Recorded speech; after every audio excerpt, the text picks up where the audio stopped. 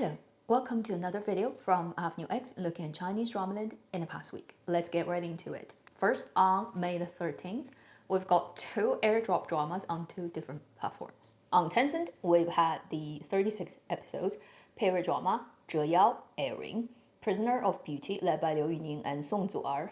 As the second, Song Zu'er led drama after about 2 years of being freezed. As of today, I think it has aired about 11 episodes. I am up to date. It's a watchable period drama that's mostly still focused on the romantic relationship between the leads, although it does include a level of, let's say, war, conspiracy, politics, but because the emphasis of this type of drama is always on the romantic relationship, there really isn't much merit, let's say, on script level of the other part of the drama. Because the director is Deng Ke, who is the director also of Yu Fengxing, that was led by Zhao Liying and Lin Gengxin, that aired last year. I do feel the director put more effort into this project than the other one. I will keep watching, and whether this drama keeps doing what it's doing or get better or get worse, I probably will make a video talking about it. Then the second drama that airdropped on the same day on iQIYI, 40 episodes, another period drama, which is in many ways similar to The Prisoner of Beauty, being a drama that's being kept on hold for quite a long period of time. 人生若如初见, a love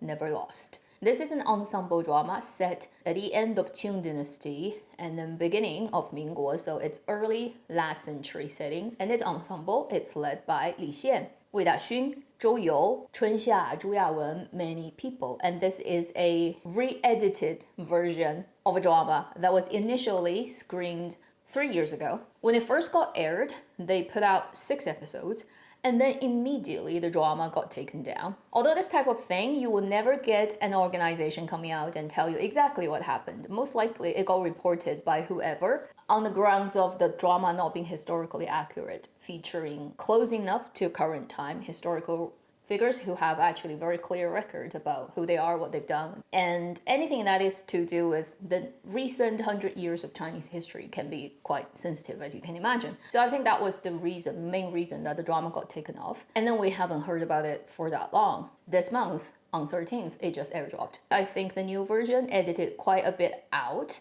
of the original version that is on the plotline of the character played by Zhu Yawen and Chunxia. They've cut down quite a bit from the initially released 6 episodes of these two characters. That's what we know now. And they changed certain subtitles and then people's names in characters. It's still pronounced the same, but it's like in different characters, probably trying to suggest this is a fictional character instead of a real person who actually has different characters, but same pronunciation. That would be the Li Xian character. And I have no idea about any insider information on this, so I wouldn't be speculating anymore. It is a very classic iQIYI look. Think about dramas such as War and Faith, and because the story is featuring multiple people, very different background in the society at that very sensitive time in history. You can say it's similar in its setting as Hero, last year Tianxing Jian drama, but then definitely very different production. I'll see if I have time to go through the whole thing. I've watched a couple of episodes. It's neither exciting nor super attractive in any way, but it's not really too bad either. It's kind of like, yeah, I can keep watching it, but if I put it down, it's not like there's any motivation for me to, for sure, pick it up the next day. So that's what that drama feels like to me right now. Then let's talk about a couple of dramas that will be airing very soon. Apart from the 18th airing Zanghai Zhuan we've talked about last week. On the 19th, we have a 30 episodes period idol drama that should be going live on the platform Mango. And then one day after that, it will be going live on satellite television. 韶华若锦, Youthful Glory, led by Bao Shang'en and Song Weilong. It would also feature very familiar faces such as Bai Shu, Dai Luwa, such as Chen Yilun. And based on the trailer, it is a look like Tang Dynasty, but probably fictional dynasty setting, idol period drama, and it looks like mostly comedy, lighthearted, and people just fall in love, and Song Weilong plays a prince. Yeah, that's like very expected. I think it would just be the average idol period drama that probably doesn't have a lot of problems, but probably also wouldn't outshine anything. If you have time and you like the people, you can check it out. If you don't, it's unlikely that you're gonna miss anything if you don't watch this type of drama. Then one day after that, on May the 20th, on CCTV1. So the golden television slot of China Central Television and iQIYI. A drama will be going live at the same time, 36 episodes, contemporary drama. Right now the title is 互保寻踪.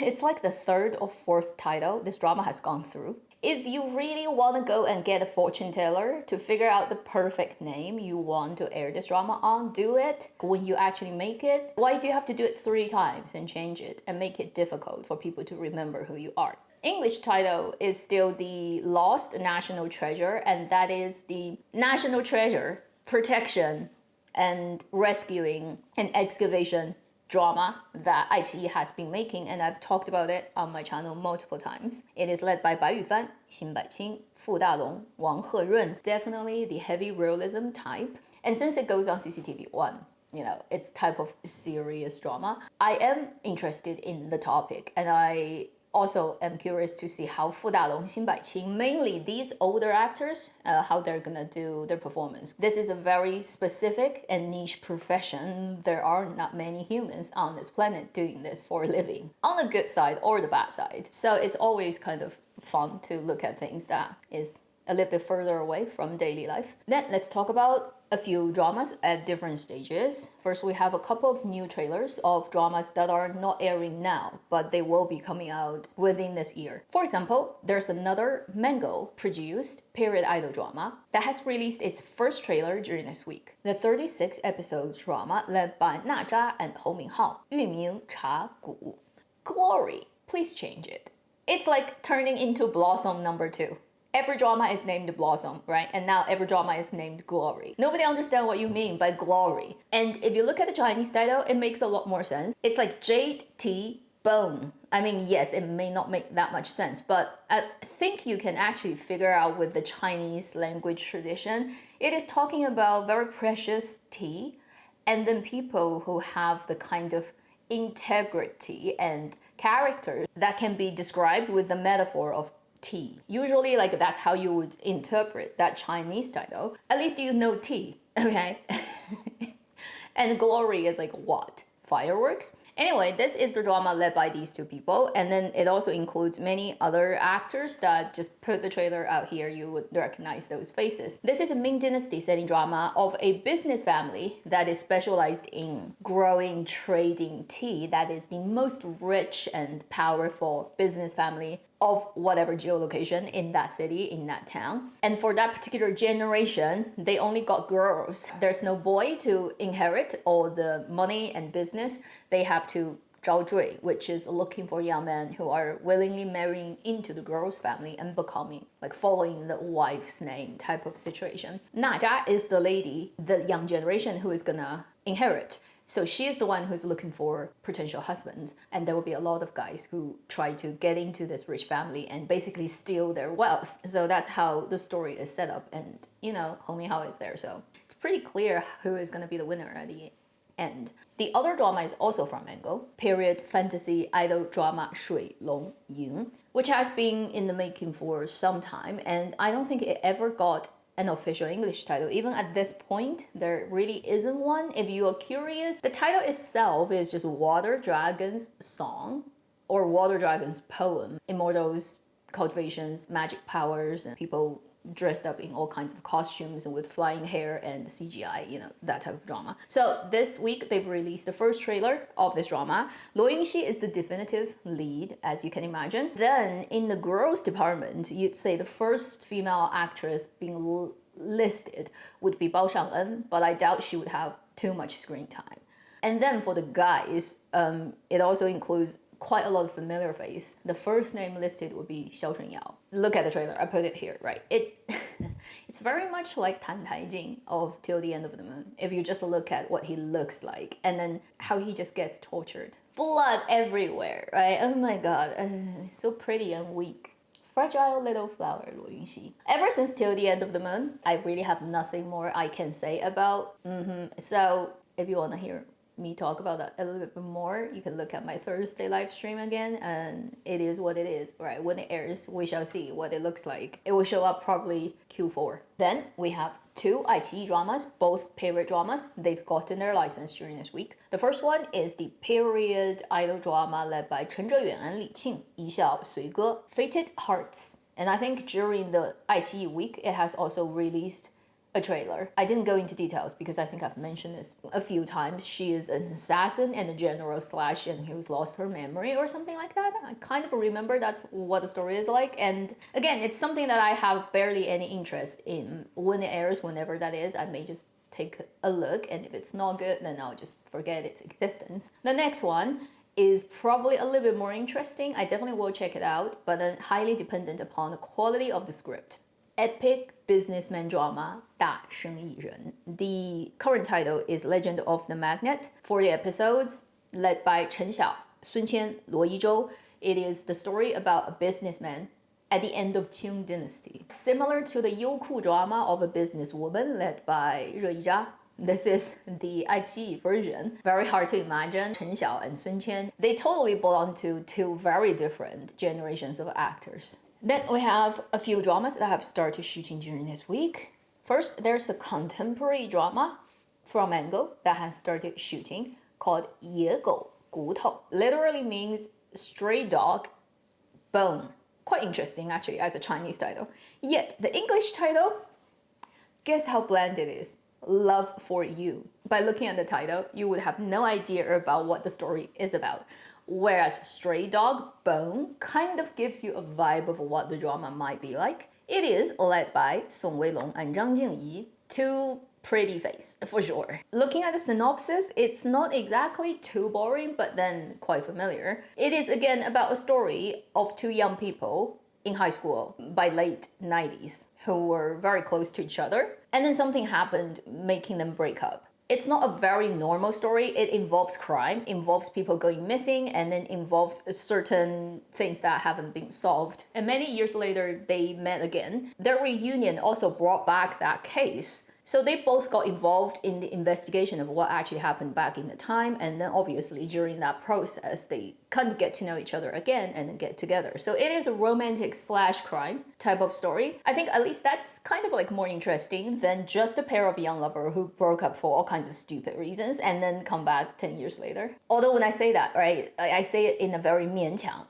forced way because acting ability wise, there's only that much you can hope for this pairing. The other one that has just started shooting, I think the news only came out yesterday, was an iQIYI period drama, 40 episodes, called 红尘四合院. English title is again quite boring, called Love in Red Dust. Why don't they just give me a consultant fee for naming their dramas in English? Really? Can people just do their job properly? 红尘, this word, red dust, a literal translation, does not mean red dust. You can't translate it like that in English. 红尘 is the secular realm. It's the world normal people live in, right? It is kind of the opposite of people who live in 方外. Usually are the nuns, the monks, the cultivation people who no longer get themselves attached to the secular whatever relationship. So in Chinese, 红尘 is you and me living in the world. The type of world we live in is 红尘. But say if there's a monk, right, who lives in the mountain, he lives in 方外. Anyway, so 红尘四合院. 四合院 is the type of building within the courtyard. You have a courtyard and then you have buildings around the traditional Chinese courtyard architecture style. So when you say 红尘四合院, it gives you the feeling that it's location very clearly, and the location will be important, which is this type of dwelling, and then it's in the 红尘, right? So it's gonna be 爱恨情仇, right? It's a love, hate, romance, and revenge, like that type of human story, period drama.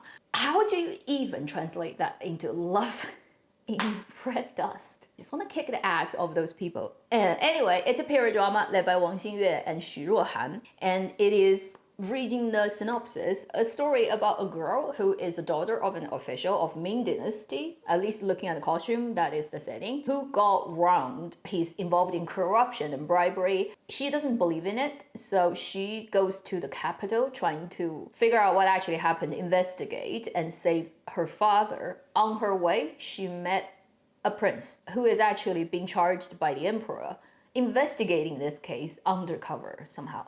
So they met, and then obviously it's gonna be their story, and then they eventually gonna figure out what happened, and then there's a drama. Like you can write the script too, right? It's pretty much all gonna happen within your expectation. So that's what that story is like, and they just started shooting. Those are the drama-specific things. On Saturday, we are gonna have 2025 歌手 singer from Mango, the live broadcasting singing competition show that supposedly never gets auto-tuned or any post-production. They did it first time last year, 24, and they invited not only Chinese singers, but also international singers. And you know, last year there was a Winnipegger girl, Fozia, and did really well in the whole competition. Canadian person from where I am, quite interesting. First couple of episodes exploded on China's internet. Mango was definitely happy about having that much traffic. This year, the list of singers are not as high profile, I'd say, as the first year, but actually within them, a lot of them are real live singers,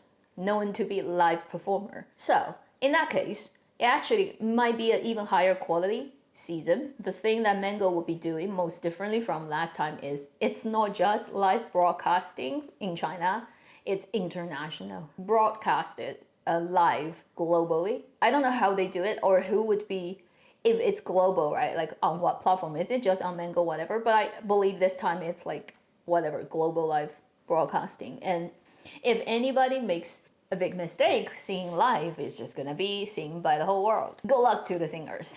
And I guarantee you, Mango is gonna be shamelessly cashing in on all types of drama that's gonna happen on stage, backstage. They will not hold back. They will burn and bury the singers to get hashtags. And this is what all the television stations are doing these days. There's no bottom limit of how far they will sink. So ready to see some epic drama coming up. That should be everything I want to talk about this week. Thank you for watching Avenue X. If you want to hear me ramble 3 hours about Chinese drama and mostly just complain, sorry, you can check out my Thursday live stream. Thank you for watching Avenue X. I'll see you in my next video. Meanwhile, live long and happy drama watching.